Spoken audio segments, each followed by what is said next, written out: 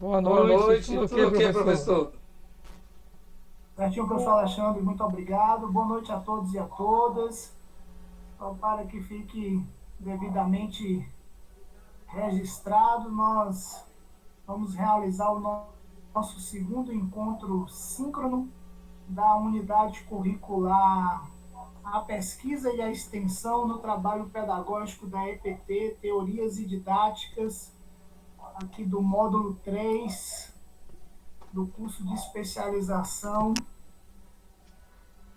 em docência na educação profissional e tecnológica, e eu tenho a satisfação de poder estar aqui com vocês nessa noite para a gente conversar mais um pouco sobre essa temática tão importante e a gente poder aprofundar. Na nossa reunião anterior, no nosso bate-papo, nós apresentamos alguns conceitos, fizemos a apresentação introdutória da unidade temática, discutimos um pouco sobre a extensão, começamos a falar, depois nós tivemos ali o intervalo do carnaval, espero que todos vocês tenham aproveitado, cada um ao seu modo, uns tenham descansado, outros tenham ido atrás do trio elétrico, mas passado esse momento nós retornamos às nossas atividades agora para poder encerrar mais esse componente curricular. E aí, como o professor Alexandre já traz notícias interessantes, já vai se afunilando agora para um processo já de orientação do relatório de vocês, né? Relatório de experiência. Certamente vocês já adiantaram bastante com o memorial, com o plano de formação, e agora vão ter aí essa oportunidade de, com um orientador, escreverem esse relatório. Mas, até esse momento chegar, nós ainda temos esse componente curricular, temos essa unidade temática e provavelmente acredito que vocês tenham mais uma ou duas, se eu não me engano. Acho que tem TCC 3 e acho que tem mais uma, parece. Então, são os desafios que a gente tem aí até finalizarmos o curso. E nessa unidade temática, nós precisamos conversar sobre 3 pontos. Um deles a gente falou. Dentro da estrutura do ensino superior brasileiro, a gente viu que existe uma proposta que a gente trabalhe o ensino, a pesquisa e a extensão como um tripé indissociável. Ou seja, essas 3 áreas, essas 3 vertentes, esses 3 eixos, esses 3 pés precisam caminhar juntos de modo interligado, interconectado, com o objetivo de que a gente consiga fazer uma educação que seja efetiva, que seja inclusiva, que seja transformadora da realidade social. E aí eu mostrei para vocês que dentro dessa proposta da educação profissional e tecnológica, nós substituímos esse nome ensino, estou recapitulando um pouco da aula anterior para a gente retomar as discussões, nós substituímos o ensino pela nomenclatura trabalho pedagógico, prática pedagógica, ação profissional, ou seja, a gente nomeou, né, aquilo que seria o ensino como o trabalho pedagógico. E aí eu fiz questão de ressaltar na aula anterior a razão pela qual nós fizemos isso. Porque, efetivamente, ensinar envolve uma série de situações, planejamento, avaliação, a retroalimentação daquilo que você fez, para que você efetivamente consiga ensinar e consiga ensinar bem. Então, nós tivemos, assim, essa substituição desta parte do tripé, desse eixo ensino, pela nomenclatura trabalho pedagógico. Nós começamos a falar e discorremos sobre alguns conceitos, educação profissional, o que é trabalho técnico, o que é tecnologia, e nós fomos abordando de modo a gente chegar em um dos outros eixos da educação superior no país, que é a nossa extensão. A extensão é a ação da universidade, do instituto, das faculdades, levar até a comunidade, levar até as pessoas para além dos seus muros o conhecimento que é produzido dentro dela. Essa ação extensionista, ela vem... Boa noite, Viviane, boa noite aos que vão chegando, aqueles que já estavam, aqueles que vão se achegando. Boa noite, vão sendo bem-vindos, vão se acomodando aqui na nossa sala, cabe todo mundo. Daqui a pouco a gente faculta quem quiser também participar, fazer alguma intervenção, apresentar alguma colocação, sintam-se à vontade. Então, nós, na aula anterior, começamos a falar sobre a extensão, que é essa ação da instituição, levar os seus conhecimentos, levar aquilo que está sendo produzido até as comunidades que precisam, que necessitam, para além dos seus muros. Não é? Ao invés de necessariamente trazermos as pessoas para dentro da instituição, para dentro do IFBA, do IF Baiano, do Instituto Federal de São Paulo, do IFMG, para dentro da universidade, da UFBA, da UESB, da UESC, da UFSC, da UFRB aqui na Bahia, ou da UFMG, nós, ao invés de trazermos as pessoas, nós levamos a universidade, levamos a faculdade, levamos o conhecimento que está sendo produzido até as pessoas. E isso é fazer extensão. E eu gosto sempre de ressaltar isso porque eu estou coordenador de extensão há algum tempo e eu percebi que vários colegas, várias pessoas da instituição, elas infelizmente não sabem o que é extensão. Alguns, né, fazem um projeto e aí a gente abre um determinado edital. E aí quando você vai olhar a proposta que foi submetida, aquele profissional ele está propondo um curso para aprofundamento em álgebra. Perfeito, a iniciativa é excelente, é louvável, é importante que você tenha esse tipo de curso, mas quando eu olho o público-alvo desse curso, são alunos da própria graduação da instituição, alunos do próprio curso onde o docente às vezes leciona, e aí você tem que chamar o profissional e explicar para ele que aquela atividade, do ponto de vista do marco legal que é estabelecido no nosso país, ela não é uma atividade extensionista. Ou seja, para ser considerado uma atividade extensionista, eu preciso levar esse conhecimento para outras pessoas que não sejam necessariamente os alunos da instituição. Isso é fazer uma atividade extensionista. Tanto é que a gente vai ter em 2018 o governo tentando fazer uma ação nesse sentido, e aí a gente tem a conhecida curricularização da extensão, que as senhoras, os senhores provavelmente já devem ter ouvido falar, alguns podem até já ter participado de alguma ação extensionista nesse sentido, e as instituições passaram a ter que dedicar 10% da matriz curricular, da grade curricular dos seus cursos em atividades extensionistas. Porque o governo entendeu que nesse tripé, que nesse processo de formação, a gente não pode apenas ficar na esfera do ensino.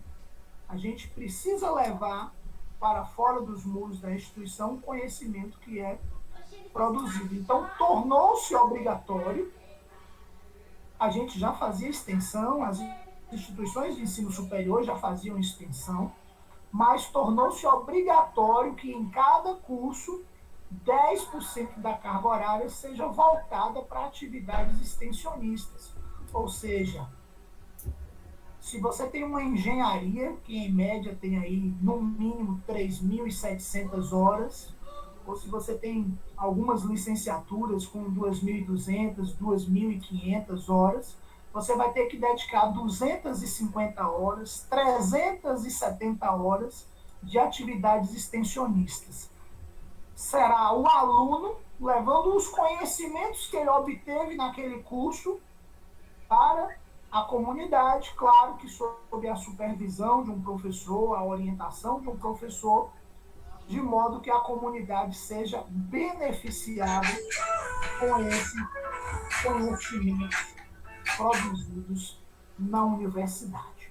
Então, a gente tem esse tripé da extensão, que ele é muito importante, e aí os institutos, eles têm um papel muito grande, sobretudo na oferta de cursos FIC, que são cursos de formação inicial e continuada, cursos de pequena duração, ali entre 20, 160, 200 horas, capacitando essas pessoas para um trabalho técnico, para um trabalho profissionalizante, e a instituição vai levando esses cursos, vai levando essa formação para essas pessoas que estão para fora dos seus muros, por meio de atividades extensionistas, necessariamente que não são atividades de ensino. Boa noite, Renivalda, seja bem-vinda, vai se achegando aqui à nossa sala.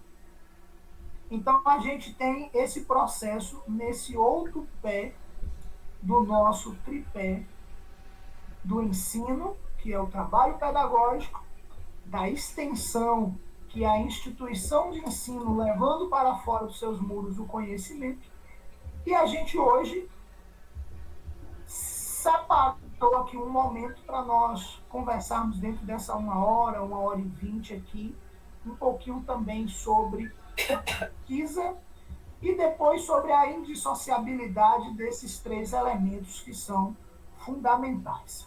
E aí agora eu quero adentrar no quesito pesquisa. Porque quando nós falamos de pesquisa, aqueles que fazem parte da rede de educação profissional e tecnológica, aqueles que já trabalham, seja na rede estadual, seja na rede federal, ou seja até na iniciativa privada, quando a gente fala de educação profissional e tecnológica e o envolvimento com a pesquisa, geralmente tem-se uma tendência de, ao se falar em pesquisa, imaginar laboratórios caros, equipamentos com valores vultosos, aquele cientista recluso que tem aquela cara de alguém alienado às coisas normais da vida e dedicado apenas à ciência. Essa é a visão, né, simplista que algumas pessoas têm. Claro que aqui vocês, a maioria já, além de ter passado pela academia, já fizeram outras especializações, alguns já estão de segunda, terceira graduação, outros já possuem mestrado, doutorado. A gente já superou essa visão do que é pesquisa.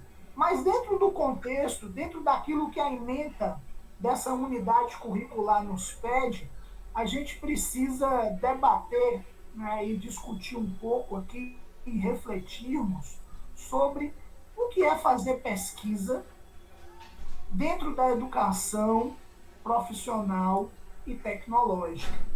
E aí, a partir dessas considerações, a gente começa efetivamente a traçar um diálogo onde a gente possa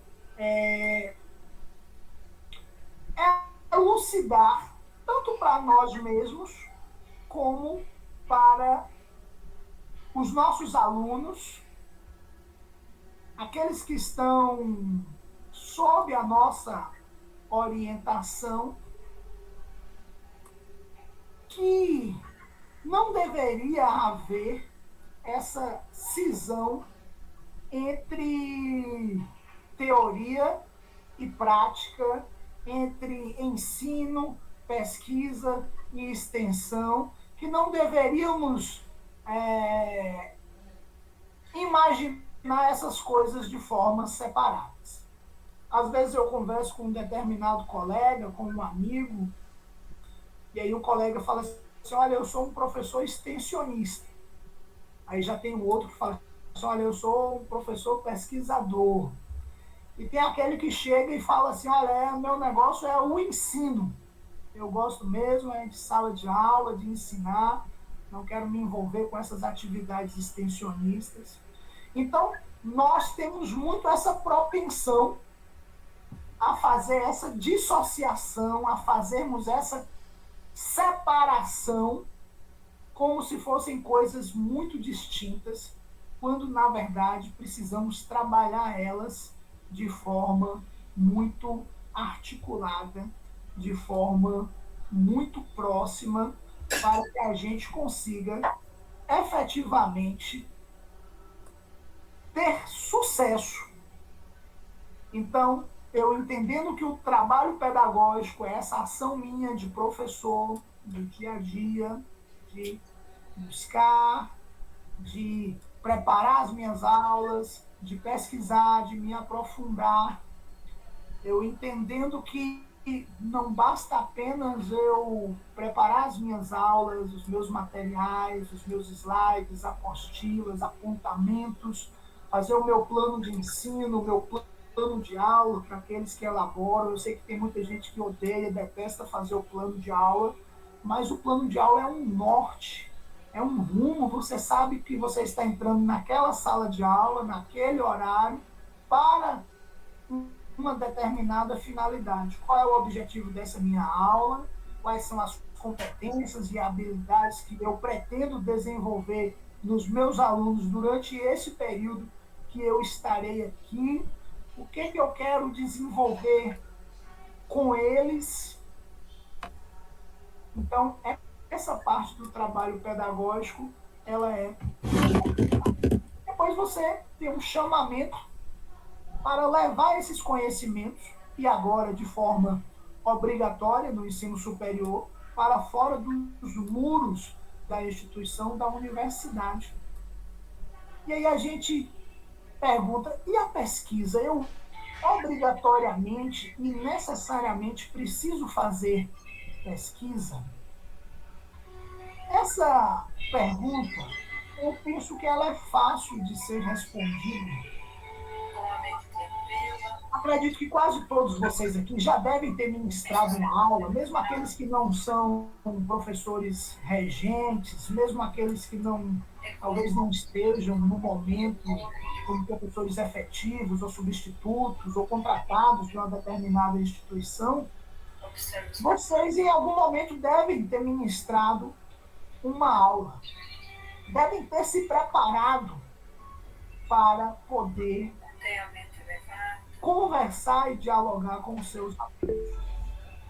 E nesse processo, só um instantinho, Alexandre, que eu já te passo a palavra, que nesse processo de nós nos prepararmos para a aula, a gente faz pesquisa. Porque é impossível eu estar conversando com vocês aqui hoje à noite sem que, de algum modo, em alguma medida, em alguma quantidade, eu tenha me preparado.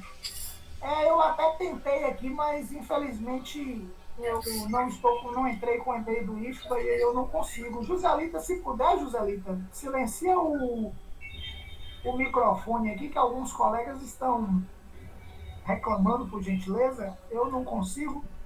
Ou então, Alexandre, se conseguir silenciar para a gente, por gentileza, porque fica com ruído. Então, o professor, quando ele vai preparar a sua aula, isso envolve pesquisa. Talvez não pesquisa do ponto de vista que você tivesse pensado que nós abordaríamos aqui nessa noite, mas o fato de preparar o conteúdo, de estudar. A pesquisa nada mais é do que o quê? Um estudo cuidadoso.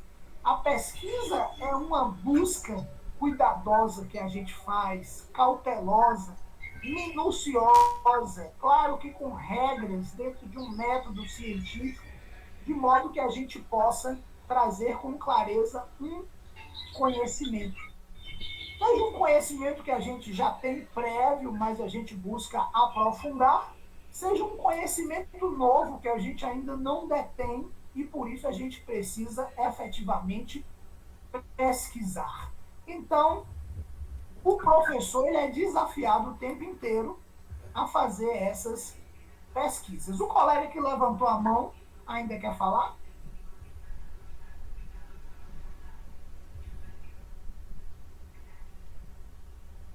Me passou aqui, eu não salvei quem foi. Boa noite, professor. Boa noite, Alexandre. Alexandre. Na verdade, a todos os colegas, eu queria solicitar do senhor e do coordenador, Alexandre Lopo, que tentasse silenciar o microfone de nossa irmã Joselita aí, que está atrapalhando de verdade. Tá, infelizmente eu não estou conseguindo. Eu já tentei aqui, mas aparece que para mim não está disponível. Não é possível silenciar.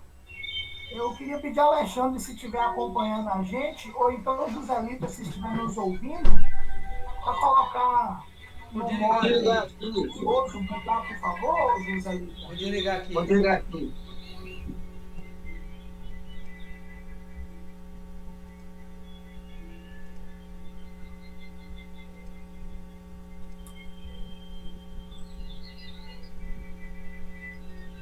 Ok, enquanto o coordenador agiliza isso para a gente, ou o Joselita mesmo realiza, nós vamos prosseguindo aqui no nosso bate-papo.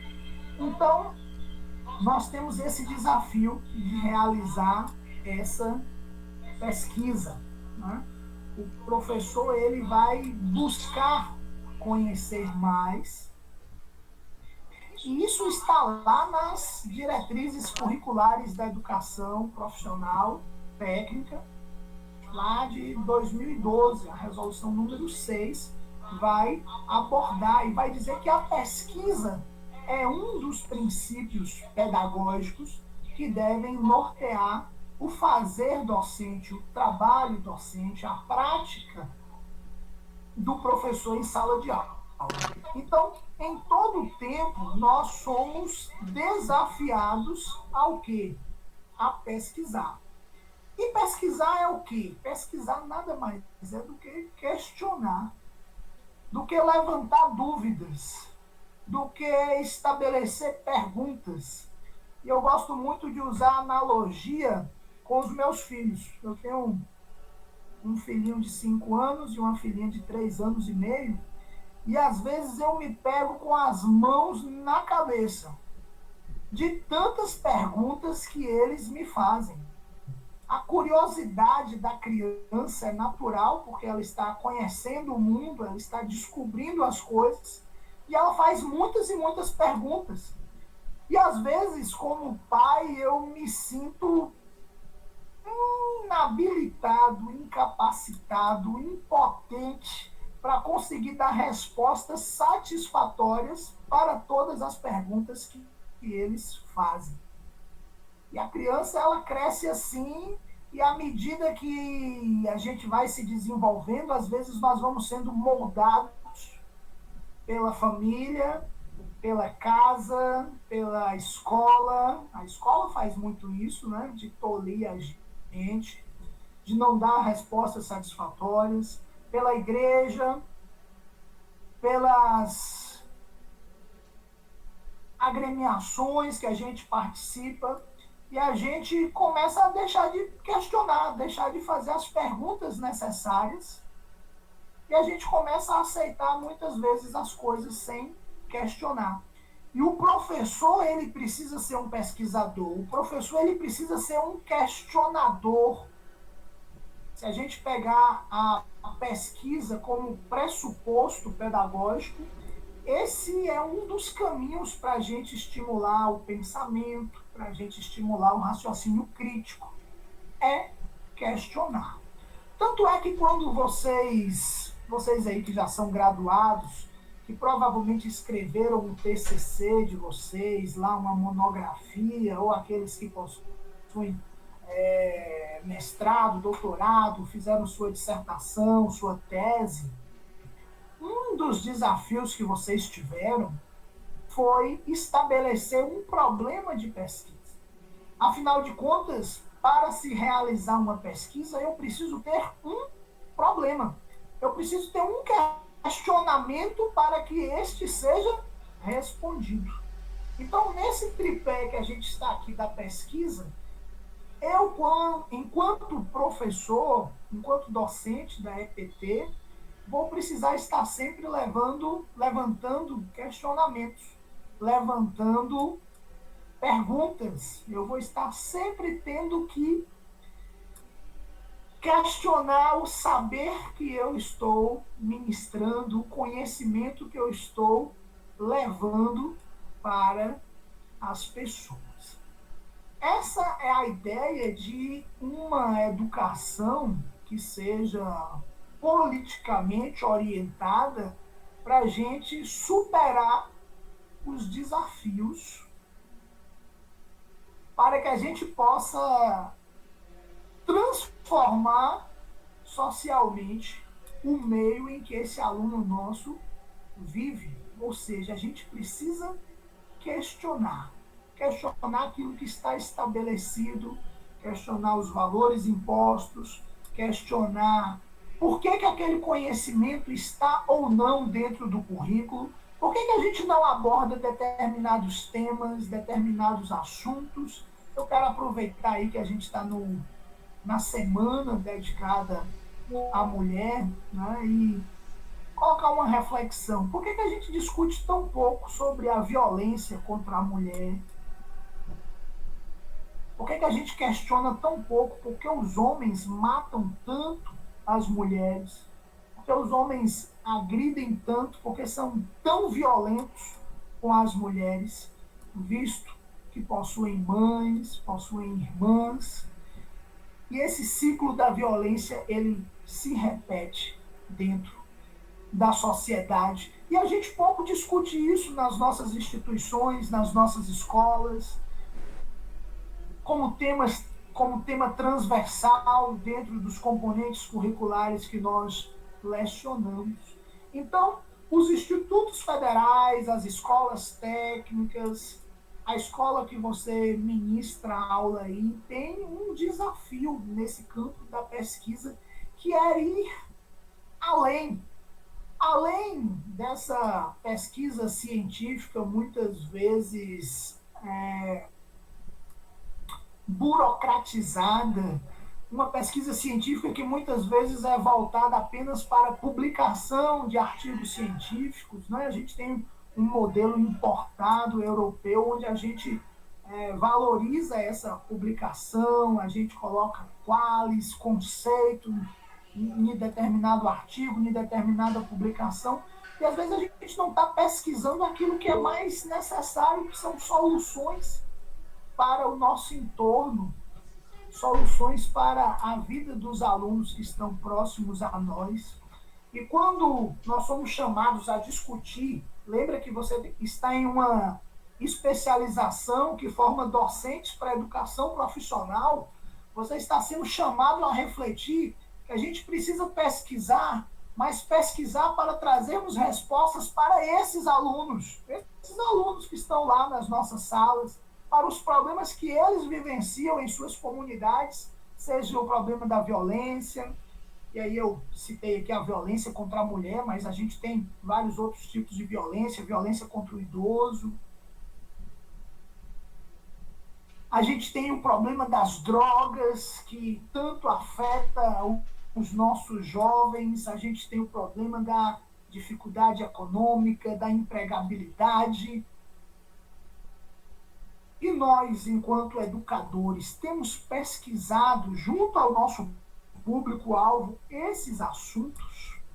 A gente tem pesquisado sobre a trajetória de formação desse aluno trabalhador, como é que é a inserção desse aluno nosso no mercado de trabalho, quais são as dificuldades que ele encontra, os componentes curriculares que a gente tem apresentado enquanto pesquisadores, a gente tem conseguido dar uma resposta ao mundo do trabalho, ao mercado de trabalho, Esse aluno, a gente ouve ele para que ele diga se está sendo satisfatório aquilo que a gente está ensinando para ele.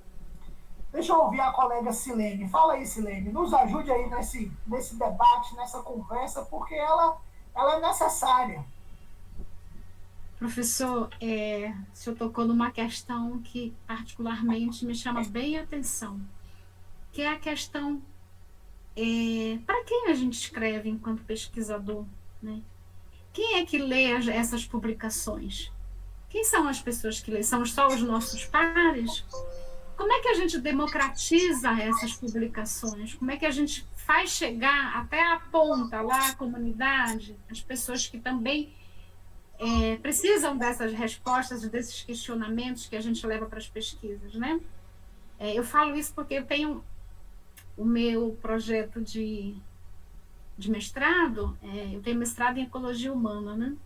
E eu escrevi sobre o adoecimento do povo indígena Trucá, que é o povo aqui que fica em Tabrobó, Pernambuco, né? Fiz várias visitas às comunidades, eu trabalhei por 15 anos com populações indígenas na Amazônia. E aí, depois desse trabalho, que eu comecei a questionar quem é que ia ler o meu trabalho? Será que ele ia chegar lá para a comunidade mesmo? Porque e aí a gente pensou, o grupo de pesquisa era extenso, né? Porque muitas pessoas pesquisavam plantas alimentícias na comunidade indígena. Então, tinha muita gente pesquisando, era uma equipe grande. E aí a gente pensou depois em fazer um seminário para a gente estar levando esses resultados através de uma educação popular, não com aqueles termos, com aquelas formas científicas, mas assim, tentar democratizar de uma outra forma, numa outra linguagem, né? Então, foi um trabalho bem bacana, muito proveitoso, mas fica muito o questionamento. Eu converso muito com meu esposo, que também é professor universitário, e aí a gente sempre questiona isso, né? Para quem é que está lendo isso? Existe da CAPES uma cobrança muito grande, né, em produção acadêmica, tá? Massificação demais dessas produções, mas quem é que lê essas produções? São só os pares? Né? Como é que a gente democratiza? Eu sei que tem vários pesquisadores já preocupados com essa democratização da pesquisa, né? Numa linguagem acessível, popular, que chegue essas informações lá para a ponta. Mas, assim, a gente ainda deixa muito a desejar, né? E aí o senhor falou isso aí, eu lembrei desses questionamentos que a gente tem aqui no nosso grupo de pesquisa. Silene, perfeita a sua abordagem. Assim, e eu queria até que a gente aprofundasse um pouquinho nesse debate, porque, assim, ao longo da minha vida como professor, participando de inúmeros eventos científicos, você vai, leva banner, participa de mesa redonda, faz apresentação, e eu cheguei a uma conclusão que você só é ouvido pelo avaliador, no mais por um ou dois pares que estão ali, geralmente ou porque ele está aguardando a vez da apresentação dele, ou porque tem algum grau de proximidade, ou geralmente é alguém que está com um nível de pesquisa muito próximo da sua, e aí por isso ele fica naquele boa noite do carro, e ele fica no evento. Mas geralmente o que eu percebo nos eventos científicos, nas apresentações de banners, nas mesas redondas, é um esvaziamento total. Os próprios congressistas, os próprios participantes evadem do local das discussões. Às vezes o palestrante está falando para meia dúzia de pessoas, porque os outros estão todos dispersos. Isso para falar de eventos. Mas a gente vai para o outro ponto, que são as revistas científicas, né, que as nossas instituições, às vezes, se vangloriam de terem esses. E, assim, muitas vezes esses arquivos, esses artigos que nós nos debruçamos tantas horas e tanto tempo e tanto conhecimento e, às vezes, tanto investimento público, eles são lidos apenas para serem usados como referencial teórico para outros pesquisadores, quando se faz interessante. Mas, no geral, as pessoas que precisariam ler, ter acesso àquele conhecimento, às vezes nunca chega nelas. E é por isso que eu estou fazendo aqui o desafio para vocês, de nós refletirmos se a pesquisa que a gente tem realizado não é esse modelo de pesquisa importado, onde a gente busca publicação apenas em revistas indexadas, tanto é que a gente está tendo agora uma mudança de padrão, a gente tentar valorizar menos a revista e sim o conteúdo que está nela, né? Porque é um outro problema que a gente tem. Assim, às vezes você manda o seu artigo para uma revista, ele fica 1 ano e meio, 2 anos em uma fila esperando que o editor tenha a boa vontade de encaminhar para que os avaliadores, às cegas, apontem uma série de fragilidades e você refaça e espere mais 1 ano e meio, e você não pode submeter esse artigo a uma outra revista porque existe uma exigência de exclusividade. Às vezes, em alguns casos, o resultado da sua pesquisa, ele deixa até de ser necessário, porque passou o time, passou o tempo. Você fez uma pesquisa lá sobre alguma situação da pandemia. A revista demora tanto tempo para analisar e para te dar uma resposta, uma devolutiva, que quando é publicado o artigo, ele já está obsoleto, ele não tem mais razão para que alguém leia aquela pesquisa. Então, são desafios que a gente tem, e aí eu penso, eu já passo a palavra para você, Alexandre, só um instantinho. Eu penso que a gente tem aí um desafio grande de também entender se a gente só quer ficar fazendo esse tipo de pesquisa. Porque eu sei que nós somos cobrados, eu, enquanto professor da rede aqui, eu sou cobrado. Se você faz parte de um programa de pós-graduação, de um mestrado, de um doutorado, exige-se que você, enquanto professor, tenha produtividade. Porque se você não tiver 5 publicações, qualis A1, qualis A2, o nível do programa vai cair de 5 para 3, e isso vai ser ruim. E aí você vive sendo cobrado para produzir.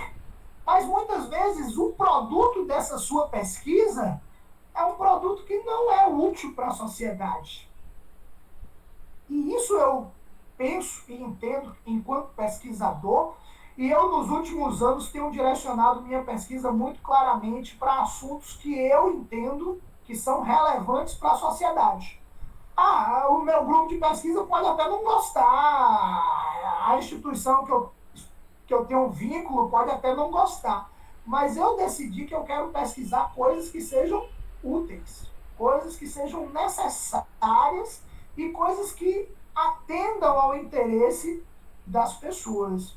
Eu tenho pesquisado sobre assédio moral nas relações pedagógicas, porque eu entendo que a gente tem uma série de estudantes adoecidos, profissionais da educação, professores, técnicos adoecidos por causa do assédio moral nas nossas instituições. Tenho pesquisado sobre violência contra a mulher, porque eu entendo que é um câncer enraizado na nossa sociedade, que precisa ser tratado e precisa ser debatido. E tenho pesquisado também sobre oratória, comunicação, que são assuntos que eu gosto e que dizem respeito à minha formação. Mas eu não quero pesquisar sobre assuntos que não sejam úteis para as pessoas. Porque eu cheguei à conclusão, às vezes você escreve um artigo bonito, submete a uma revista indexada, qualis, A1, A2, é aprovado. Mas quando você olha lá, aquele artigo foi baixado 5 vezes, 6 vezes. Ou seja, todo o esforço que foi empreendido, que foi gasto ali, ele acaba não reverberando do ponto de vista de conseguir alcançar a finalidade que se espera.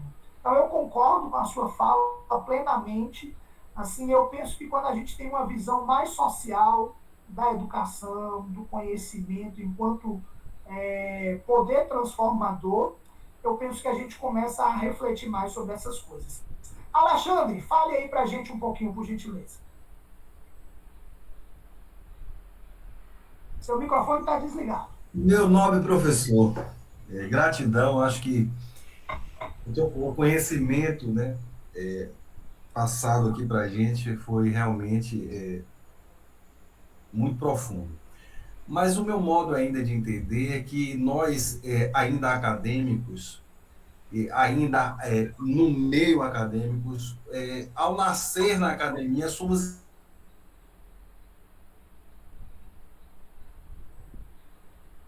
Parece-me que travou o seu áudio, Alexandre. Não sei se para os demais também.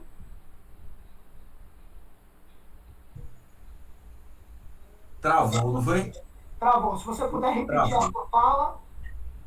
Posso. Eu digo que logo quando nascemos na academia, somos imaturos, né? A nossa escrita ainda é muito rasa e somos influenciados para fazermos algo muito rápido ou então muito pressionado, e acaba que nós não temos realmente essa profundidade de entender para quem é a pesquisa, para que interessa ela, né?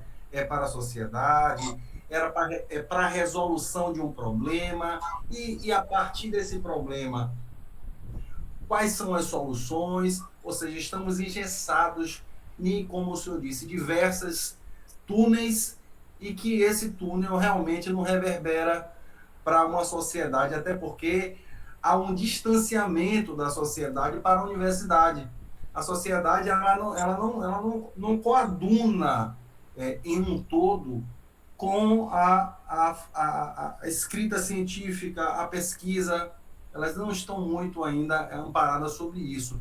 Mas quando o senhor tocou em assuntos latentes, que realmente está próximo e é acolhido por uma grande parte, e quando eu estudei.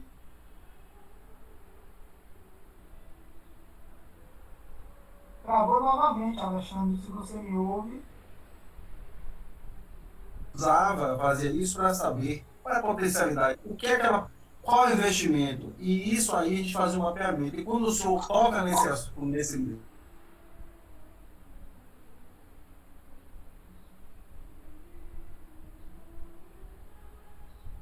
Está travado, Alexandre.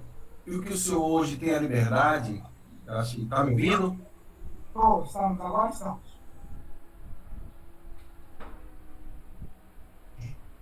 Poder entender qual é a sua.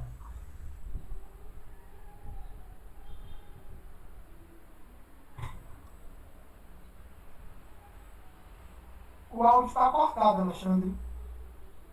Esses serão realmente tocados pela sua produção. Eu acho que ainda a gente precisa, não é poesia, mas a gente precisa realmente entender quem nós estamos tocando, o que nós vamos escrever. Hoje eu estou escrevendo sobre neurociência na educação, que é sobre isso, mas eu fiz um curso e aquilo me tocou, porque quando eu ministrei aula na faculdade, assim, como aluno ainda, mas por curso de direito, e eu senti uma dificuldade muito grande com a linguagem da recepcionalidade dos meus colegas.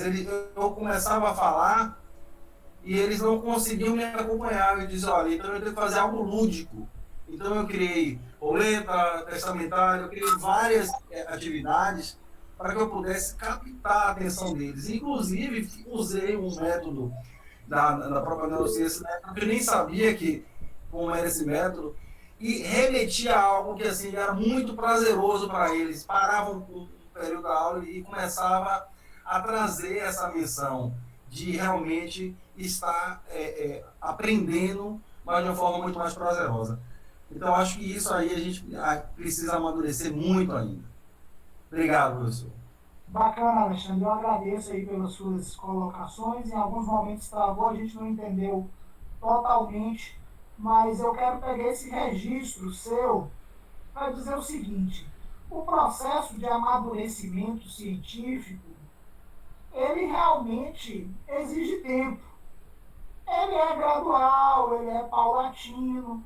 Para uns, ele avança mais rápido, para outros, nem tanto.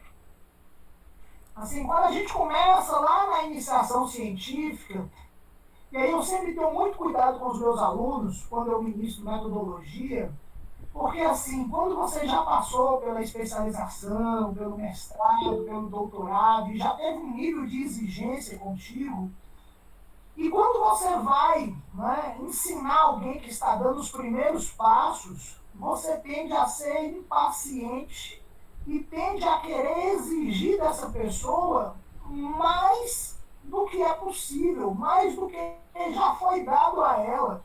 E esse menino, essa menina, porque eu falo porque assim, eu tenho alunos no ensino superior que têm 16 anos, 17, são meninos e meninas que não sabem ainda exatamente o que querem da vida, qual rumo vão tomar. Às vezes estão fazendo um curso, mas ainda não sabem se é aquele curso que ele quer realmente, de fato, para a vida. E eu converso muito sobre isso com eles.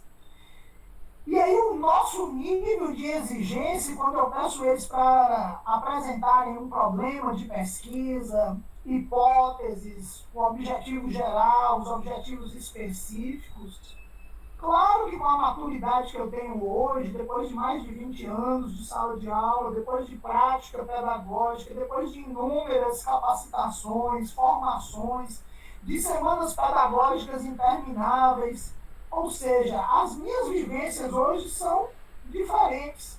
E às vezes a gente quer exigir isso de quem está começando. Então, hoje, com a maturidade que eu tenho, eu entendo que a minha pesquisa, que as minhas leituras, que o meu ensino, que a minha atividade extensionista deve ser para, de fato, beneficiar as pessoas. Mas eu já escrevi muitos artigos. Eu já escrevi muitos artigos que, se eu pegar hoje, eu reescreveria totalmente. De modo que, assim, que utilidade isso aqui tem? Academicamente, me contou pouco, academicamente entrou no meu currículo, provavelmente deve ter me ajudado em alguma banca, em algum processo seletivo que eu fiz. Agora, do ponto de vista social, aquele conhecimento agregou o quê? Chegou em quantas pessoas? Então, esse questionamento eu faço. Eu vou ouvir o colega Oswaldo e, na sequência, eu passo para a Silene. Pois não, Oswaldo, fala aí com a gente um pouquinho. Vocês conseguem me ouvir? Ouvimos bem. Professor, eu preciso desligar a câmera por conta da internet, senão não roda. Fica bem pesado. Mas assim, à medida que o senhor ia falando, eu lembrava de um artigo da... Deixe-me ver se eu lembro o nome dela, salvo engano, é da Alice Casimiro Lopes. Não, é da Elizabeth Macedo. Que ela vai fazer uma discussão sobre a BNCC e essa discussão e essa oposição que existe no campo educacional sobre o conhecimento em si e o conhecimento para fazer algo. E me preocupa essas visões muito pragmáticas que se tem da pesquisa no campo da academia e no campo da própria educação de forma geral. Sabe? Porque esses discursos podem ser muito perigosos. E a gente entra na própria cilada do sistema capitalista de ser muito pragmático e de ser instrumental. E isso é muito perigoso. Sabe por quê, professor? Se a gente pensar assim, é como se assim, a gente pode demitir os professores de filosofia, não serve para muita coisa. Porque essas ideias elas não reverberam, ou não reverberam da maneira que a gente quer. Então, às vezes, a gente faz uma pesquisa, por exemplo, os seus objetos de pesquisa, os seus construtos, nesse momento em que eu vivo, nos contextos profissionais nos quais eu estou imerso, eles não me interessam, sabe? Mas a gente pode pensar assim, essas questões sobre as quais o senhor se debruça a pesquisar ou a tecer redes extensionistas, elas funcionam por si só para auxiliar na construção da sua subjetividade e da sua reflexividade enquanto ser humano e enquanto sujeito. Perceba que você só faz esse relato para nós a partir das vivências que o senhor teve e a partir dessas redes de reflexividade. Então, não necessariamente, eu venho escrevendo também sobre isso, eu concordo que o conhecimento ele tem que reverberar. Sabe? Aí a gente volta para aquela celeuma bem cartesiana e bem positivista, que se ele não reverberar, ele não serve. Eu acho que a questão não é bem assim. ele pode servir, mas a gente tem que também se perguntar, ele serve a quem? Em quais circunstâncias? Sabe? Porque essas questões que o senhor coloca, elas têm reverberado, por exemplo, no campo da política educacional, e elas têm gerado a construção de políticas muito instrumentais. E essa instrumentalização, ela só serve no contexto em que a gente vive para alienar o sujeito e para aumentar as disparidades numa sociedade de aí a gente tem uma disparidade muito grande e a gente tem uma hierarquia muito grande. Então, eu vejo esse discurso como perigoso. Eu acho que o que a gente tem que pensar é buscar um entremeio. Me preocupa o excesso de pragmatismo, ao mesmo tempo em que me preocupa o excesso de teoria. A gente rodar e não chegar a canto algum. Né? Como se a gente fosse ter no mundo um conjunto de filósofos que não fazem nada a não ser pensar. E talvez o desafio para uma universidade que a gente vive hoje, também afetada por essas questões de IA e um conjunto de outras tantas incertezas, fosse encontrar um entremeio, né? E a gente volta, por exemplo, talvez ele já exista, que seriam esses mestrados profissionais que recebem muita crítica do pessoal que é do mestrado acadêmico. Né? Então a gente fica aí numa trincheira se perguntando talvez o que a gente vai seguir.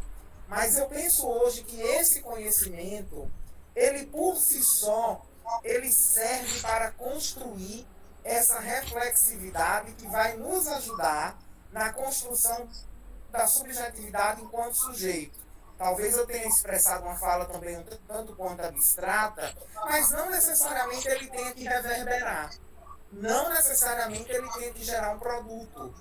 Sabe? Porque, de fato, não precisa, em todos os contextos, gerar um produto. Será que uma ideia que eu tenho, ela vai ser lida por milhões de pessoas? Às vezes não vai. Né? Mas ela serviu necessariamente para a construção da reflexividade daquele sujeito pesquisador. Entende-me? Entendo sim, Oswaldo. Perfeita a sua fala, tá? E assim, eu só quero que a gente tente compreender aqui que o objetivo da minha fala não é a gente desmerecer o conhecimento especulativo, principalmente quando você cita a filosofia, até porque eu sou graduado em filosofia também, e a filosofia é uma área do saber extremamente importante para a gente. E o conhecimento filosófico, ele é especulativo. Ele não está buscando soluções práticas, atender o mercado, responder o capitalismo, a gente poderia dizer assim. Não. Mas quando a gente vem para a discussão aqui na educação profissional e tecnológica, e eu fiz a ressalva antes, lembre-se que a gente está aqui em uma formação para docentes na educação profissional e tecnológica, e você trouxe dois pontos que eu penso ser bastante importantes. Eu fiz o mestrado, e o mestrado profissional, e por incrível que pareça, no mestrado profissional que eu fiz, exigiram que além de um produto, eu também fizesse uma dissertação, o que hoje é totalmente inconcebível. A proposta, a ideia de se criar os mestrados profissionais, os doutorados profissionais, é que a gente faça aquilo que a China está fazendo. Você desenvolve um produto, você desenvolve um serviço, você desenvolve uma ideia, coloca ela em prática, e necessariamente você não precisa escrever uma dissertação, uma tese sobre esse assunto, e nem por isso deixou de ser conhecimento. Tá? Eu não estou aqui desprezando de forma nenhuma aqueles textos mais filosóficos, os textos que a gente vai chamar talvez de conhecimento básico, estruturante. Não, eles são importantes, afinal de contas, eles são a base de todos os outros conhecimentos, de todos os outros saberes.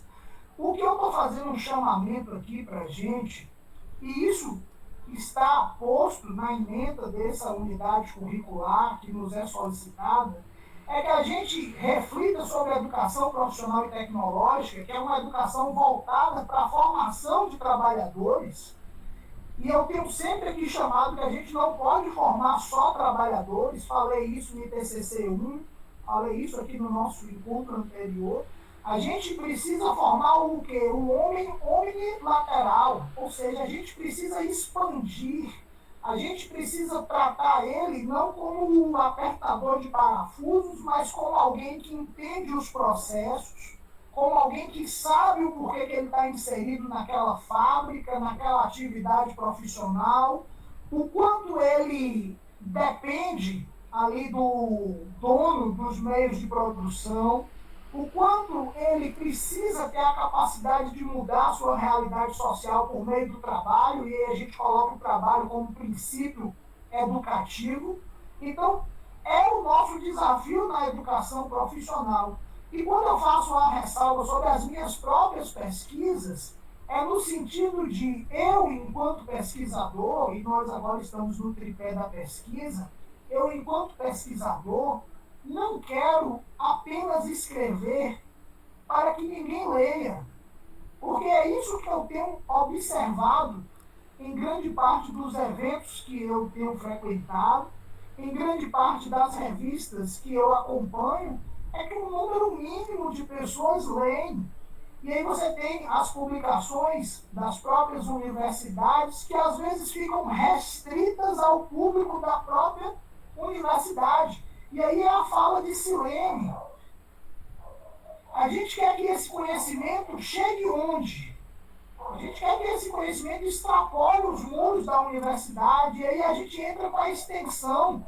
Se eu realizei uma pesquisa, e ainda que essa pesquisa seja especulativa, por que não fazer uma roda de conversa lá com as moradoras do bairro tal? Se eu pesquiso sobre violência, né, e agora no final do ano eu tive a oportunidade de fazer isso, eu fiz uma roda de bate-papo com as moradoras de 2 bairros distintos aqui da minha cidade, bairros considerados periféricos, mulheres em situação de vulnerabilidade, a maioria vítima de violência dos seus esposos. Eu já tinha feito uma pesquisa sobre o assunto, e eu levei para elas, para aquela comunidade, esse conhecimento que a gente está produzindo aqui dentro da instituição, dentro do instituto. De modo que isso não fique em um artigo lá, em um periódico que talvez ninguém nunca acesse. Que talvez seja lido por 2, 3 amigos meus que se interessam por esse assunto. A ideia da EPT e desse componente curricular é que a gente possa fazer essa pesquisa, mas que essa pesquisa não fique nela mesma, e que a gente consiga levar até outras pessoas. Talvez eu não tenha me feito claro, mas a ideia é essa, não é desprezar esse tipo de pesquisa, mas é que essa pesquisa ela precisa chegar às pessoas. Claro que a gente sabe que existem assuntos que são mais restritos, que são de menos interesse popular, de menos interesse social e comunitário. Mas a pesquisa precisa chegar no seu público-alvo. E aqui o nosso questionamento é até onde tem chegado a nossa pesquisa? Até onde aquilo que a gente tem questionado tem conseguido alcançar o público que deveria alcançar? Esse foi o meu objetivo, espero ter aqui conseguido me fazer claro, mas concordo perfeitamente com a sua fala. Silene ainda quer falar, Silene?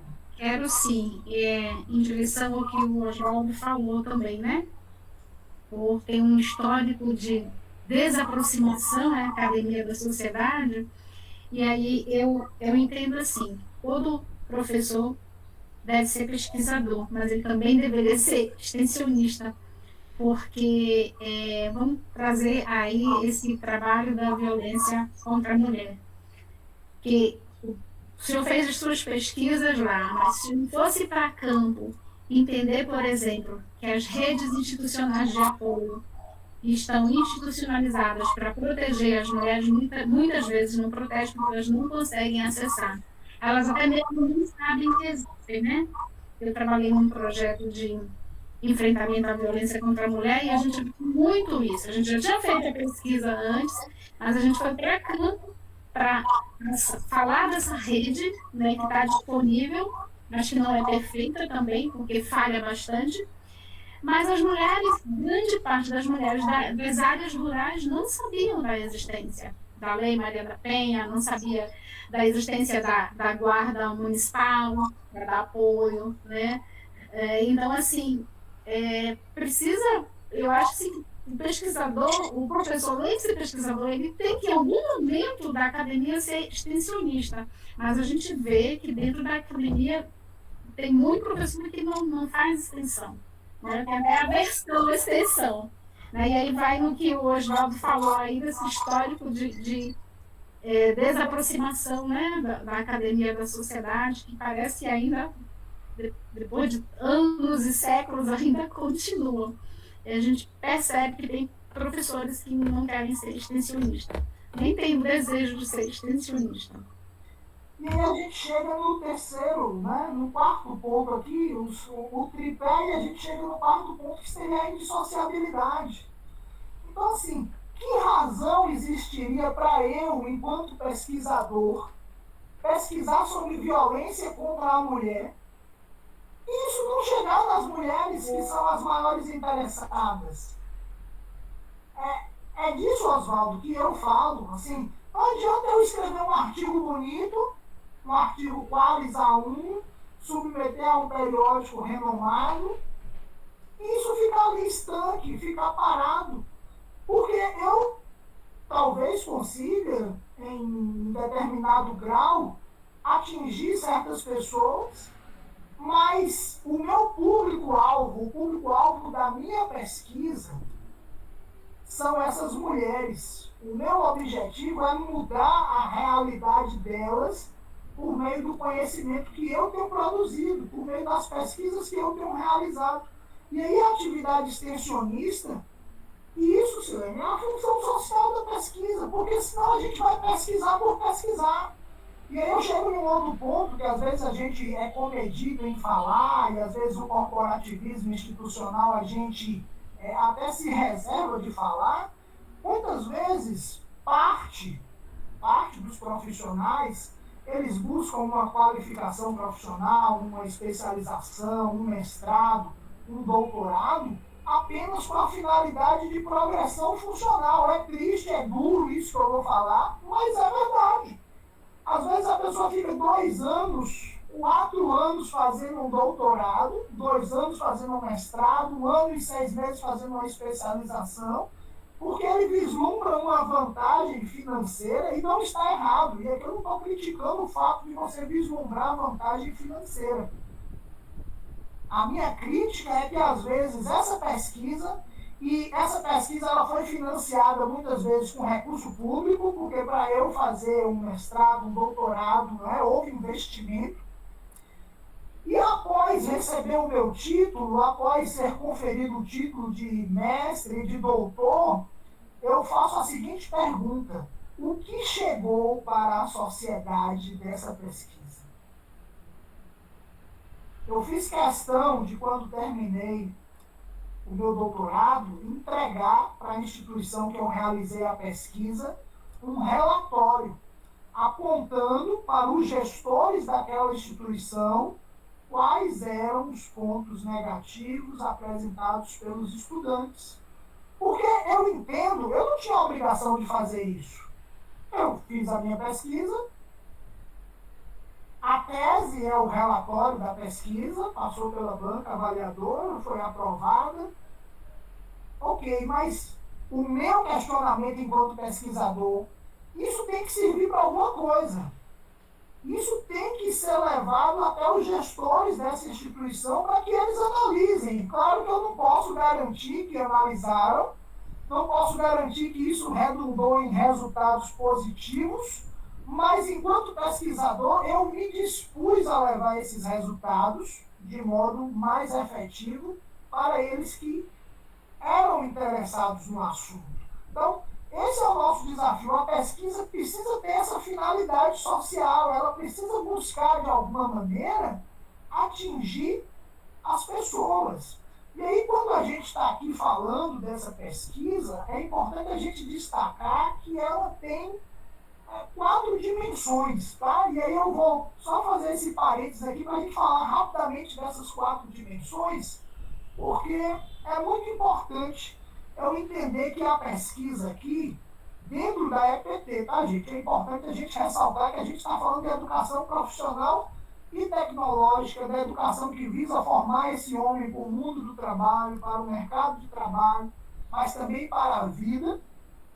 Ela tem 4 dimensões, que a gente vai dizer que é a dimensão do trabalho, da tecnologia, da ciência e da cultura.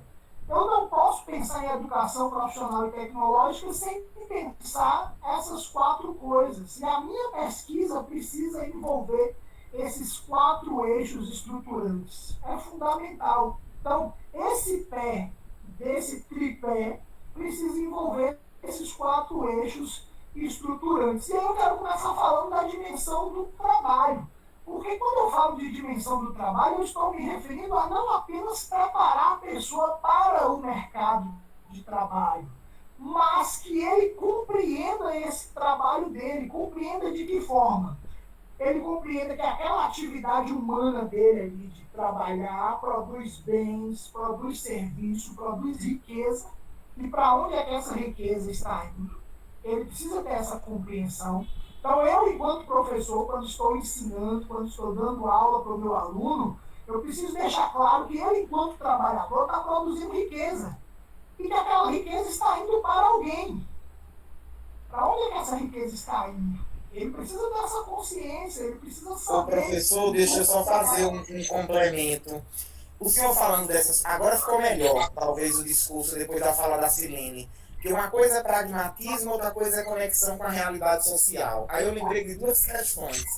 Uma vez eu fui cutucar uma professora minha, doutora, que disse: professora, a senhora é da área da inclusão, mais de 30 anos, roda nessa erudição, nesses livros todos, e a senhora nunca trabalhou com autista, nunca trabalhou com estudante que tem síndrome de Down.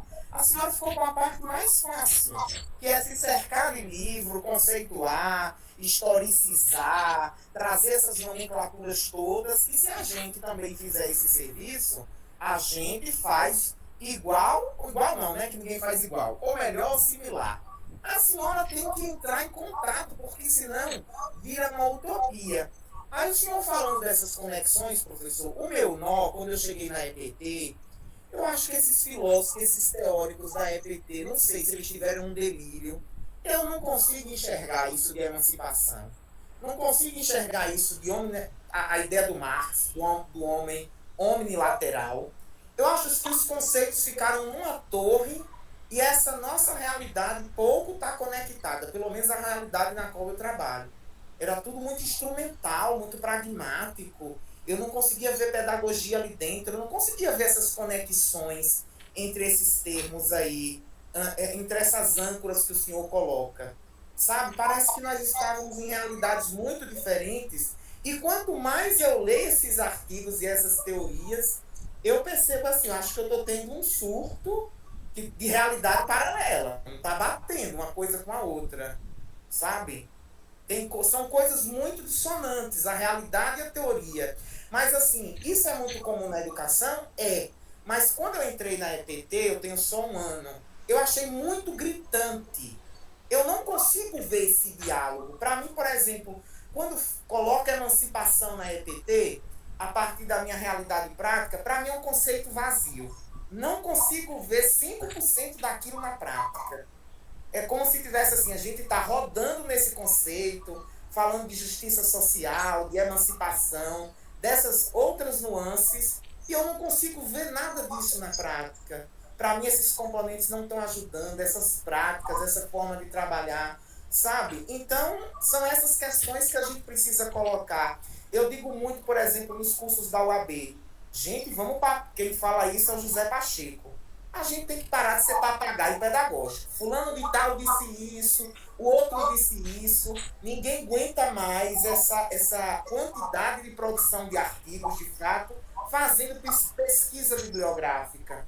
Então, vamos encontrar um entremeio e fazer um relato de experiência, que eu vou, pesquiso, reflito, mas eu estou tocado ali com a experiência prática, vou voltar para ela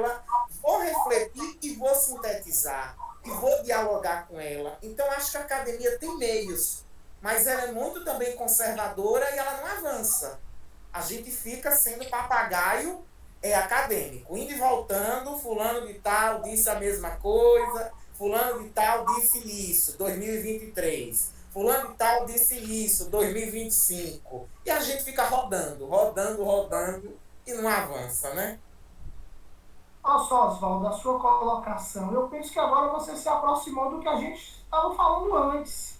Assim, não adianta a gente fazer 1000 citações aqui, 1000 publicações que efetivamente não sejam práticas para as pessoas. E aí o pragmatismo, nesse sentido, ele tem o seu lado importante.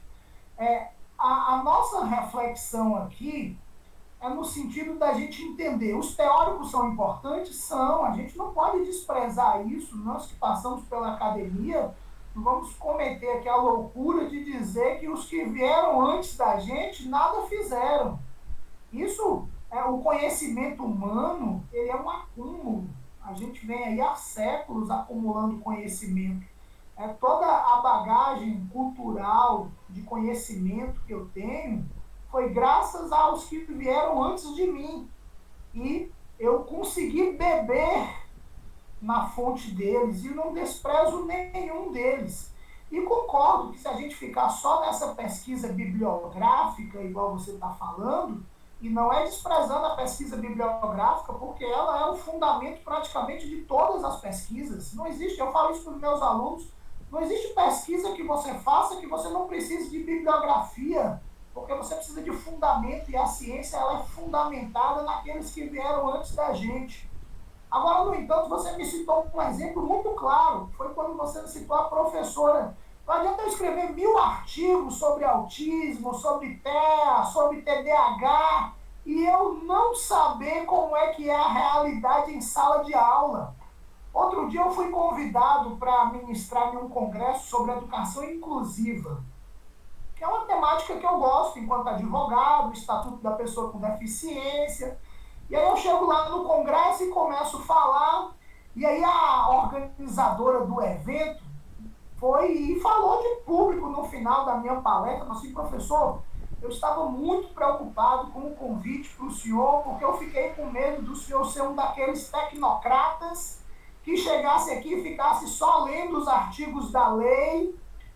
Eu falei, não, a lei ela é importante, eu vim aqui para falar sobre o Estatuto da Pessoa com Deficiência, mas para além do Estatuto da Pessoa com Deficiência, eu tenho que entender que quem precisa desse estatuto são seres humanos, são seres políticos, e aí a nossa política que tanta gente odeia e detesta e tão necessária nas nossas vidas, nós somos seres políticos. E eu só vou fazer esse estatuto se materializar na vida das pessoas, elas só vão ser respeitadas enquanto pessoas de direitos e de deveres na hora que eu lutar, enquanto cidadão, pela efetividade desses direitos.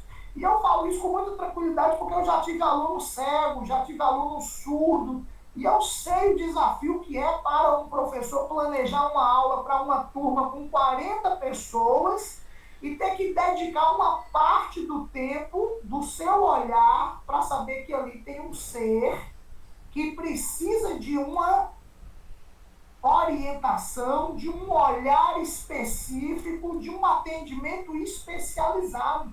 E isso demanda tempo, isso demanda cuidado, isso demanda esforço, mas é um direito dele que está inserido ali naquela turma. Então, a gente tem esse desafio. Ao invés de apenas fazer as citações nos meus artigos, eu quero que essas citações elas cheguem até as pessoas. E aí eu quero aproveitar aqui a deixa, né? Paulo Freire ele vai dizer o seguinte, para quem não gosta das muitas citações, de falar os teóricos, mas eles são fundamentais. Tudo que eu sei da pedagogia foi estudando Paulo Freire, Frigoto, Saviani, e eles são importantes na minha formação. Né? Na parte jurídica, Alexandre de Moraes, Gilmar Mendes, Michel Temer, eles são fundamentais, porque o embasamento teórico que eu tenho. Agora, o que eu não posso é dissociar a teoria da prática. As pessoas, às vezes, falam assim, E isso às vezes é um senso comum que a gente tem. Na teoria é uma coisa, na prática é outra. Assim, enquanto acadêmicos, enquanto cientistas, enquanto pesquisadores, eu preciso entender que a teoria, ela tenta explicar a prática. Se vocês lerem o texto que eu disponibilizei aí, está dito isso. A teoria, na verdade, o problema é que a gente estuda a teoria e não consegue percebê-la na prática. E aí a gente teria uma série de discussões aqui, a linguagem que é usada muitas vezes, o grau de dificuldade e até o nosso de abstração, porque eu costumo falar o seguinte, tem coisas que eu venho entender, que eu li lá quando eu comecei a cursar pedagogia, que eu entendo hoje. Por quê? Porque houve um processo de amadurecimento intelectual, de novas leituras, de novas vivências. Então, eu me lembro quando eu comecei a fazer faculdade, que a gente tinha que estudar conhecimento empírico, conhecimento religioso, conhecimento filosófico. Aquilo para um aluno que está recém-iniciado na academia, ele nunca vai imaginar para que ele vai usar positivismo, onde é que se encaixa empirismo dentro do conhecimento, conhecimentos inatos. A pessoa ainda não tem o amadurecimento necessário. E hoje, depois de uma vasta experiência de leituras, de muitas e muitas noites perdendo, corrigindo artigo, lendo, revisando TCC, monografia, hoje eu consigo compreender coisas que eu li 20 anos atrás. Obrigado, Gessined. Esse bate-papo aqui com vocês, ele é fundamental para a gente poder ir amadurecendo. E o conhecimento a gente amadurece assim. E graças a Deus eu não sou mais o mesmo lá de 20 anos atrás, graças a essas discussões aqui. E amanhã, quando eu for ministrar uma outra aula, eu vou refletir sobre o que Silene falou, eu vou refletir sobre as ponderações de Oswaldo, porque existe um movimento dialético. Quando você estuda dialética, você vai entender isso. Eu tenho uma tese formada, eu tenho uma série de conhecimentos, aí vem uma antítese e talvez mistura, embaralha tudo isso aqui que eu acreditava, que eu pensava, e daqui a pouco eu saio dessa aula com uma síntese nova, novas ideias, novos pensamentos. Então, esse processo, ele é desafiador. E Paulo Freire diz assim, não há ensino sem pesquisa. O professor precisa pesquisar para ensinar. E ele disse, não há pesquisa sem ensino. Ou seja, você vai pesquisar para quê? Você vai ensinar. Enquanto ensino, continuo buscando. Olha só a profundidade do que Paulo Freire vai dizer. Enquanto eu ensino, eu continuo buscando, reprocurando. Ensino porque busco, porque indaguei, porque indago e me indago. Pesquiso para constatar, constatando, intervenho. Intervindo, educo. Não educo apenas o outro, me educo. Quando eu pesquiso, eu estou aprendendo. Eu não sou, E aí Gessined fala bem, eu não sou o detentor do saber, a caixa de Pandora que tem tudo dentro. Não, eu estou aprendendo. E aqui eu aprendo com vocês, na reflexão de vocês, na abordagem, na discordância, e a gente precisa ter esse cuidado de aprender que quando o outro discorda da gente, necessariamente ele não está contra a gente, o pensamento ele é diferente. E nessa divergência, a gente pode sim criar certezas, criar conhecimentos, criar dúvidas, inclusive. E aqui nesse bate-papo, eu me educo. Eu pesquiso para falar com vocês, e nesse processo de pesquisar, eu vou me educando, eu vou aprendendo, eu vou refletindo, eu vou indagando para que eu possa amadurecer. E esse amadurecimento, esse processo, ele é contínuo. E o bom é que ele é contínuo, ele não se finaliza nele mesmo. Então, são desafios que a gente tem. Mas aqui só para eu retomar, como eu ia dizendo, as 4 dimensões que a gente precisa abordar e que a gente precisa trabalhar nessa pesquisa nossa, nesse eixo estruturante da EPT, o trabalho é uma delas. Então eu preciso que o meu aluno entenda que o local onde ele trabalha é um espaço de realização pessoal e coletiva. O homem se realiza no trabalho, isso é importante. Ali ele se realiza, ali ele realiza coletivamente, porque a família dele é dali que ele leva o sustento para os seus. É ali que os seus colegas, nas relações interpessoais que a gente se desenvolve enquanto humano, e isso é importante. Eu também preciso entender e mostrar para o meu aluno que o trabalho é importante, porque o local de trabalho é um lugar de conflito, concorda comigo? Para que mais conflito e mais contradições do que a gente tem do que no ambiente de trabalho?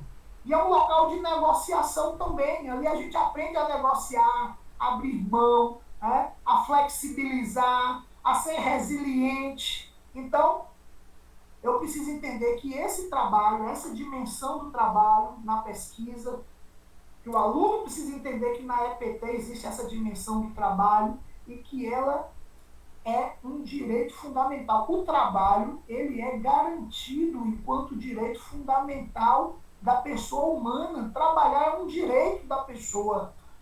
A gente, muitas vezes, por causa das nossas crenças, valores religiosos, e a gente pega lá o trabalho como punição, e a gente for lá para o Gênesis, Deus vai dizer, olha, agora que vocês pecaram, estão expulsos do Éden, vai ter que trabalhar. E aí a gente pega o trabalho como um sofrimento.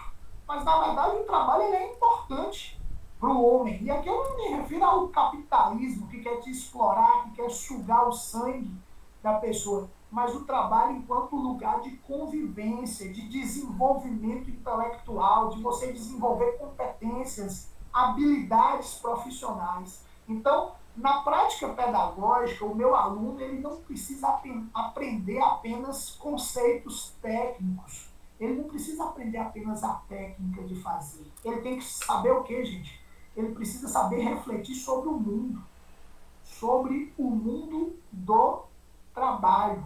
Isso é fundamental. Saber suas contradições, suas transformações, saber qual é o seu papel enquanto trabalhador. Então, se eu tenho aí, não sei se algum de vocês trabalha em algum curso de mecânica ou de eletrônica, eu quero que o meu aluno aprenda a mexer lá no torno ou mexer em uma chave de testes, a operar o equipamento, mas eu quero que ele aprenda isso, mas que ele também discuta a história da metalurgia, quando foi que os trabalhadores adquiriram os direitos. E aí, Oswaldo, eu quero voltar na sua fala anterior também.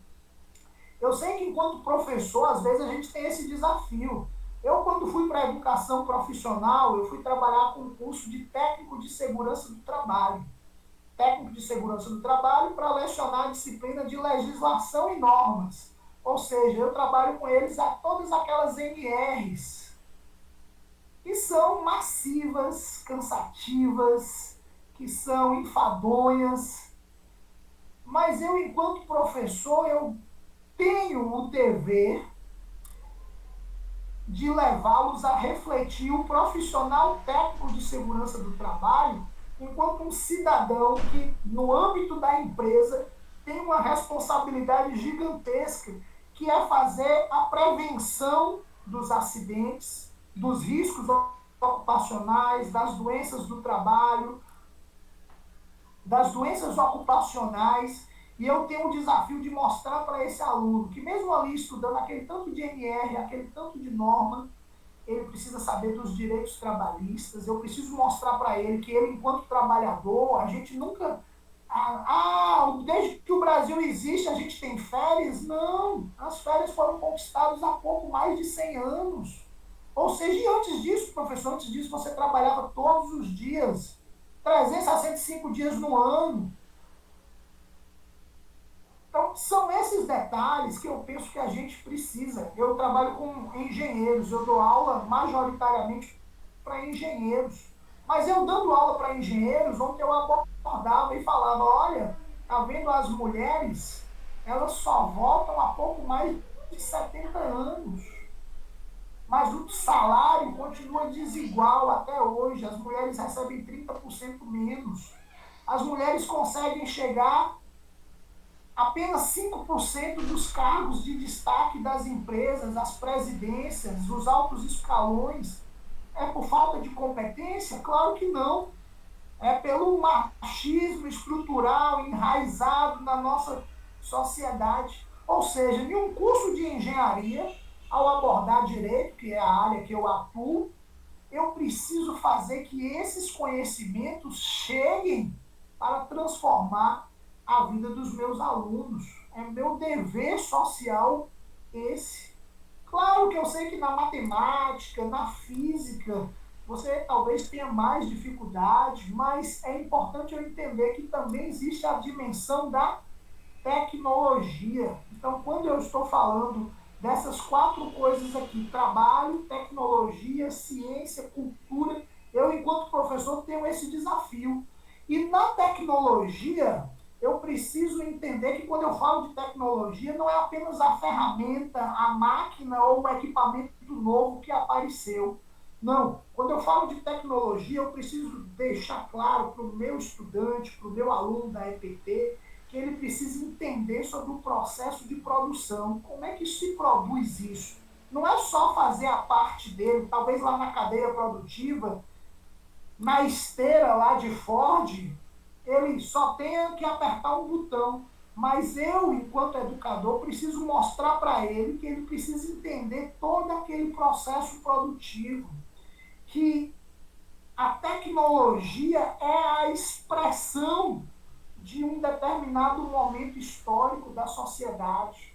Eu preciso também mostrar que a força produtiva que transforma o trabalho em benefícios para a sociedade utiliza-se dessa tecnologia e que a tecnologia também é um campo de poder e ele, enquanto estudante, enquanto trabalhador, enquanto empregado, se ele conseguir compreender que quem domina a tecnologia define quem controla os meios de produção, ele vai entender que ele pode também dominar os meios de produção. Eu só não posso reproduzir aquela ideia do dominado querer ser dominador, mas eu preciso mostrar para ele que ele não nasceu para sempre para ser um trabalhador, para ser um empregado, que ele pode ascender socialmente, que ele pode almejar uma situação melhor. Ou seja, ele não precisa só operar a tecnologia, mas ele tem que compreender a lógica dela. Eu não quero que o meu aluno saiba apenas usar a inteligência artificial, eu quero que ele entenda a lógica da inteligência artificial, as implicações sociais que ela vai trazer, a quantidade de desemprego que ela vai gerar. E ele compreendendo isso, ele vai estar mais preparado com essa relação do processo de trabalho. Ou seja, ao invés de apenas saber operar um computador, eu quero que ele seja capaz de entender as linguagens de programação, se aperfeiçoar, se desenvolver. E aí o outro eixo que eu queria falar, dentro desse aspecto maior que a gente precisa, é a dimensão da ciência. Né? Por quê? Porque quando eu falo de trabalho, quando eu falo de tecnologia, eu preciso falar também da ciência. E a ciência, ela é o quê? Ela é a base conceitual. Ela é o sustentáculo. É ela quem fornece o alicerce para que a gente desenvolva as técnicas e a tecnologia. É a ciência que vai trazer essa base. E aí, nós precisamos compreender que a EPT, ela não deve, pelo menos não deveria, formar apenas executores. Talvez, e aí eu concordo, que talvez na fala de Oswaldo, a gente esteja um pouco dissociado, porque muitas vezes a nossa escola ela só está preocupada em formar a pessoa para trabalhar, para o mercado. Mas nós deveríamos, e aqui essa formação, o objetivo é esse, e aqui o nosso objetivo não é que a gente se apegue às teorias, mas a gente tem um relato de experiência que eu estou solicitando como avaliação aqui de vocês. O próprio TCC que foi proposto, que é diferenciado, que vocês relatem a formação de vocês ao longo desse curso, inclusive colocando essas reflexões que a gente está fazendo aqui. Nós não queremos formar executores, mas nós queremos formar profissionais que compreendam os princípios científicos. Ou seja, por trás daquilo que eu falo... Desculpa lhe interromper. Inclusive, eu tenho essa dúvida. Eu só fiquei 1 ano na EPT e não desenvolvi ação extensionista. O que eu coloco no paper, na parte da experiência, se eu não tenho? Muito bem. Eu expliquei isso na aula anterior, Oswaldo, e é importante a gente falar aqui, para aqueles que não estavam ou que não assistiram, a ideia ali é, quem não vivenciou a experiência enquanto docente, colocar uma experiência que tenha observado, tá? Porque a gente, enquanto observador, aprende também. Então, se você, enquanto docente, não fez nenhuma atividade extensionista, você vai relatar o quê? Você vai relatar uma experiência que ao longo... E aí não precisa ser só nesse tempo que você está na EPT, não, tá? Pode ser uma experiência anterior, em um outro momento, enquanto você não era docente, mas que você observou, olha, aquele professor ali, ele realizava uma atividade extensionista para a comunidade. Agora eu tenho essa leitura. E a partir disso você fazer o seu relato de como aquela ação dele impactou a sua vida e fazer as reflexões. E aí você pode linkar com os teóricos que você leu, e aí talvez esse seja o nosso maior desafio, conseguir perceber na ação, na praxis, a ligação com a teoria. Relacionar teoria e prática, gente, isso é fundamental para a gente. Mostrar para esse aluno que a teoria não é indissociada da prática. E eu sei que às vezes isso é difícil, porque eu leio o teórico e não consigo perceber ele na prática, mas tem fundamento, porque a prática ela foi explicada por algum teórico. O problema é que a gente pensa o inverso, que escreveu-se a teoria e eu quero achar aquilo na prática, e eu não consigo vislumbrar na prática. Na verdade, o teórico ele está tentando explicar algum fenômeno. E aí eu preciso questionar e investigar essa realidade da ciência. A gente poderia exemplificar aqui um estudante aí de um curso de agropecuária, um curso técnico aí de agronomia ou de solos.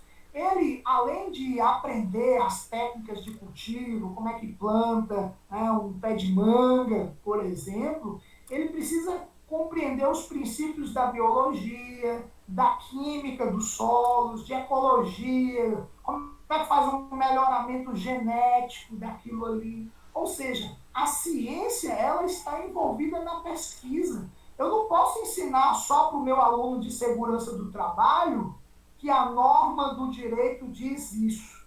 Eu preciso explicar para ele que ali tem um trabalhador, tem um ser vivo, que socialmente a gente pode envolver a sociologia, a filosofia, que tem um contexto social que ele demanda, que muitas vezes ele não questiona o porquê aquele trabalhador não usa os EPIs, não usa os equipamentos, porque o empregador não quer investir em segurança do trabalho. E por último aqui, para a gente já ir caminhando para o nosso final, a gente já passou aqui 17 minutinhos do que eu tinha previsto inicialmente, mas é importante essa conversa. Eu quero enfatizar a dimensão da cultura. Essa é muito importante e às vezes na EPT ela é desprezada. Para nós que trabalhamos com educação profissional e tecnológica, tem pessoas que têm a aversão quando você fala de um componente curricular ou de uma atividade cultural no curso. Se você chega para um colega de um curso de eletrônica, de eletromecânica, e fala assim, vamos realizar um festival de música, a pessoa pensa, você está de brincadeira. Você está de brincadeira. Aula maravilhosa, bastante instigante, reflexiva. Muito bom, Silene. Obrigado pela participação aí. Tem pessoas que são aversas à cultura. Ela pensa que o curso técnico, que é a educação profissional e tecnológica, só forma para o mundo do trabalho, só para exercer. Esse curso aqui é de manicure e pedicure. Aí eu vou lá e passo uma atividade. Crio um cordel sobre a arte de cutilagem. Aí as mulheres devem saber o que é cutilagem, né? É a técnica para poder retirar as cutículas. Professor, mas colocar a pobre da manicure para fazer um cordel sobre cutilagem, qual é o problema nisso? Nós somos nordestinos. Nós amamos cordel, eu pelo menos amo cordel. E ali ela desenvolve um trabalho, faz um cordel, e isso faz bem para a alma, isso é cultura, gente, isso é música, isso é poesia. A gente não pode achar que a gente é dissociado, um homem trabalhador. Não, professor, cultura é final de semana, é lazer. Não, cultura é em todo o tempo, e o estudo, a educação, precisa ser interessante, precisa ser prazeroso. Eu preciso ensinar os meus alunos a apreciar arte, cultura, literatura, música, compreender a sociedade que ele vive.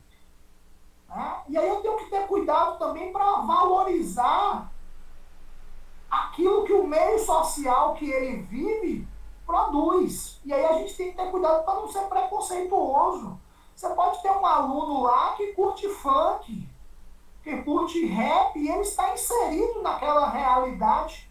E você não pode chegar em sala de aula dizendo que esse tipo de cultura é uma cultura ruim ou uma cultura menos valorizada só porque ela é diferente dos seus valores ou dos seus gostos ou daqueles artistas que nós consideramos como melhores. Ou seja, você precisa ensinar o seu aluno a participar da vida pública como um cidadão, exercer a sua cidadania plena.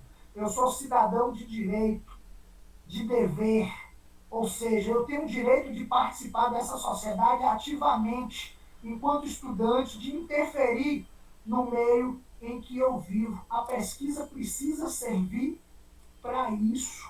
A gente precisa extrapolar a técnica, extrapolar a filosofia, a sociologia. Não, a gente precisa mergulhar também na música, na arte, no entretenimento, porque nós somos seres completos. Precisamos olhar para os nossos alunos holisticamente, completamente. Eles são seres compostos de corpo, de alma, de espírito, e precisam ser tratados na sua integralidade.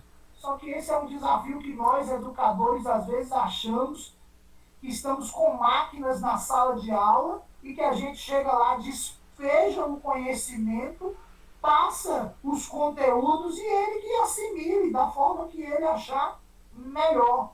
Então, são esses desafios que nós temos.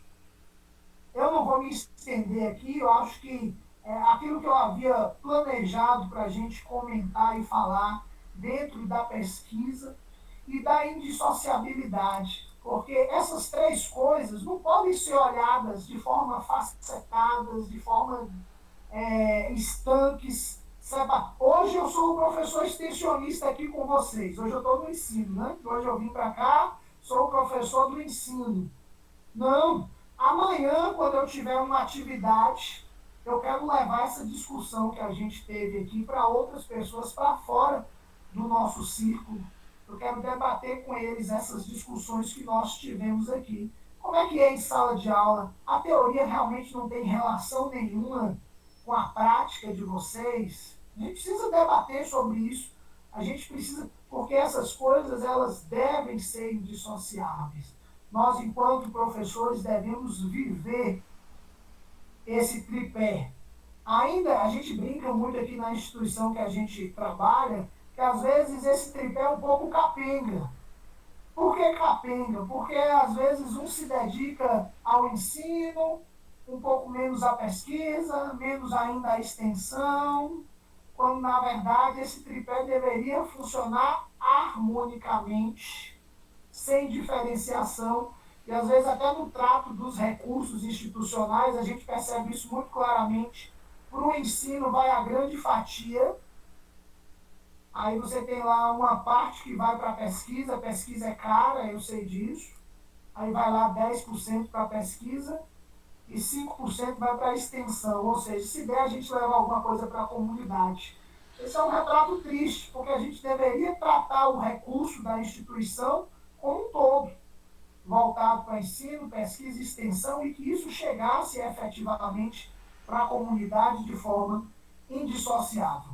Gente, era essa a explanação que eu tinha. Eu quero abrir aqui ainda, já são 9h44, eu quero abrir aqui uns 10 minutinhos para perguntas, dúvidas, sobretudo sobre os trabalhos.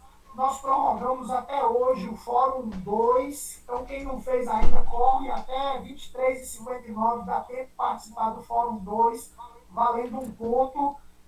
Até o dia 7, a gente já está aí às portas, até o dia 7 vocês precisam fazer um mapa mental, então até sábado à noite tem um mapa mental sobre a extensão, e aí depois fica restando apenas o nosso relato de experiência, ali com até 6 páginas, apresentação no Polo dia 14 no Polo, apresentação, encontro presencial a partir das 8 horas, exceto se for combinado alguma coisa diferente com o tutor. Renivaldo falou que de outra forma continuamos presos dentro dos muros da universidade. Isso é muito ruim, não é, Renivaldo? Eu não quero ficar preso aqui. Eu amo o trabalho fora da instituição. Quando a gente vai para a comunidade, a alegria das pessoas, sabe? Elas são muito agradecidas. E o que eu acho mais importante, a gente volta cheio de saberes. A gente não volta vazio, que a gente poderia dizer assim, a universidade só vai levar. Não, a universidade, o instituto, ele vai lá, bebe da fonte da população, da comunidade, e aí o pesquisador volta revigorado, volta cheio de conhecimento, cheio de saberes. Contigo a palavra, Renivaldo. Professor, boa noite a todos. De fato, eu faço um trabalho numa escola, né, escola pública, e consigo perceber, né, esse brilho no olhar dos alunos, né, diferentemente de alguns comentários de colegas que ainda não conseguem perceber, né, o quanto a EBT ela veio de fato para mudar essa realidade. A gente acredito que ainda há um caminho muito longo, né, para se chegar a um estágio, né, de satisfação maior, mas eu já consigo perceber isso. Talvez pela minha prática profissional, eu trabalho com cursos de administração na escola pública e administração e recursos humanos, mas tenho uma experiência profissional bem antes disso, de mais de 10 anos.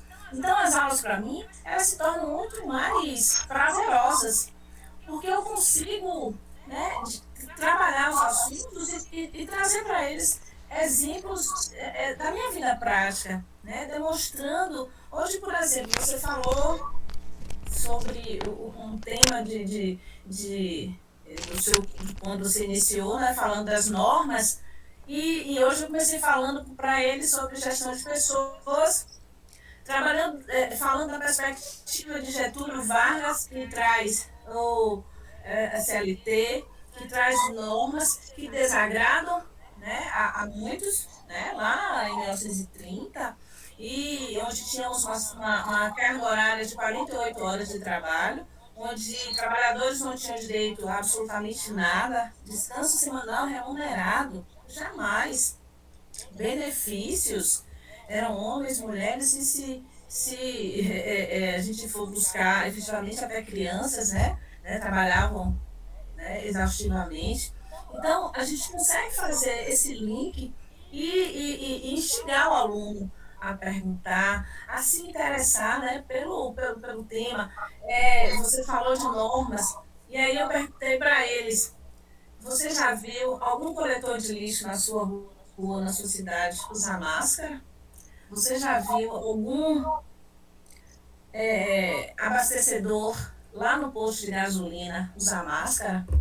E aí a gente consegue trabalhar, né, diversos aspectos dessa relação de que não pode ser separada, né, do trabalho, da cultura, da tecnologia, da ciência, né, em vários aspectos. E a aula, ela flui. Talvez, né, para alguns que não têm ou que não tiveram essa experiência, seja mais difícil enxergar isso. Para mim, eu confesso que consigo me realizar, né, nesse aspecto, trabalhando. É claro que a gente não consegue uma satisfação para com todos os alunos, né? Mas é um processo que está em evolução. Então, para mim, sua aula está perfeita. É isso aí, parabéns. Muito bem, Renivaldo, obrigado. Eu acho que essa fala sua ela é pertinente, fundamental. E esses relatos ajudam a gente a compreender, porque não é fácil, isso exige esforço, porque assim, é fácil para eu chegar aqui e falar, gente, nossa aula precisa ser inclusiva, precisa ser dinâmica, precisa ser transformadora. Só que isso demanda tempo, isso demanda conhecimento, isso demanda vontade, né? Isso demanda se reconhecer enquanto educador, né? Enquanto alguém que de fato quer transformar a vida das pessoas por meio da educação. Isso exige pesquisa, né? Exige estudo, exige preparação. Então, não é fácil, não é simples, mas é possível. Mas é possível. E os teóricos, eles são fundamentais nesse processo, porque com eles a gente aprende as bases da ciência, a gente fundamenta, mas os teóricos, sem essa vivência do dia a dia, os teóricos sem esse olhar social transformador, de nada vai adiantar. E aí talvez seja a minha grande reflexão nesse componente curricular, que as nossas pesquisas e a nossa extensão realmente resulte em algum benefício para a sociedade, para as pessoas que mais precisam. Eu quero agradecer a presença de cada um de vocês, saber se mais alguém quer fazer alguma intervenção, alguma consideração, alguém que queira tirar alguma dúvida sobre o processo avaliativo, fiquem à vontade, eu estou aqui à disposição de vocês. Caso não haja, eu retorno a palavra para o professor Alexandre. Ninguém? Então, meu muito obrigado a todos vocês que compareceram, estiveram presentes, a você que está assistindo depois. Desejo sucesso, êxito na conclusão, nessa reta final. Espero que a gente possa se encontrar pelas andanças da vida, pelos congressos, pelas atividades extensionistas, e é que a gente efetivamente consiga transformar esse nosso país. É um desafio muito grande, mas é possível. Muito obrigado a todos, boa noite, bom descanso, excelente conclusão do curso. Agradeço. Muito obrigado, Jonei, Alexandre, todos os demais, Carlos Júnior, do Carmo, Eliana, Jesseneide, Graziele, Yuri, Luciane, Joselita, José, Gilmara, Margarete, Renivalda, Rosilene, Silvana, Tamires, Viviane. Excelente noite a todos, bom descanso. Carlos Júnior, muito obrigado.